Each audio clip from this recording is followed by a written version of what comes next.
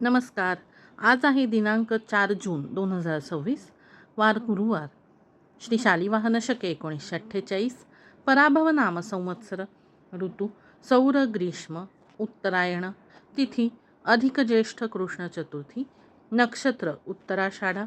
योग शुक्ल कर्ण बव. सूर्योदय सकाळी 6:03 सूर्यास्त संध्याकाळी 7:11. सूर्य राशी वृषभ, चंद्र राशी धनु. दिनविशेष आक्रमकतेचा बळी ठरलेल्या निष्पाप मुलांचा आंतरराष्ट्रीय दिवस. आजचा दिवस हा शुभ दिवस आहे. अधिकमास महात्म्य या प्राकृत भाषेतील पोथीच्या 19व्या अध्यायाची लिंक आपल्याला या शॉर्टच्या खाली दिसेलच. आता ऐकूयात या अध्यायाचे कथासार. श्री गणेशाय नमः. विष्णूने 4 पर्वांचा महिमा सांगितला व नंतर द्वादशीच्या व्रताचे महात्म्य लक्ष्मीला सांगितले. एकादशीला उपवास करावा. द्वादशीस आवळीच्या झाडाच्या बुंध्याशी पितरांना पिंडदान द्यावे. त्याने अनेक तीर्थयात्रांचे पुण्य मिळते. विप्राला अन्न द्यावे. पारणा करून जल अर्पण करावे. पितृतर्पण करावे.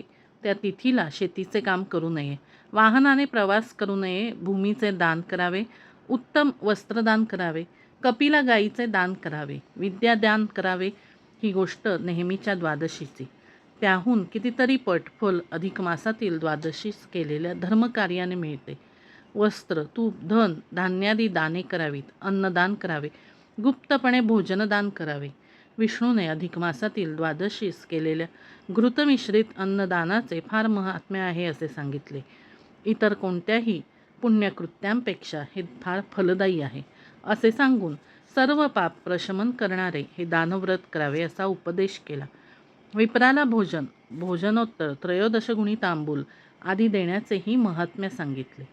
हा विष्णू लक्ष्मी संवाद वाल्मिकी ऋषी दृढधन्वा राजाला सांगत होते.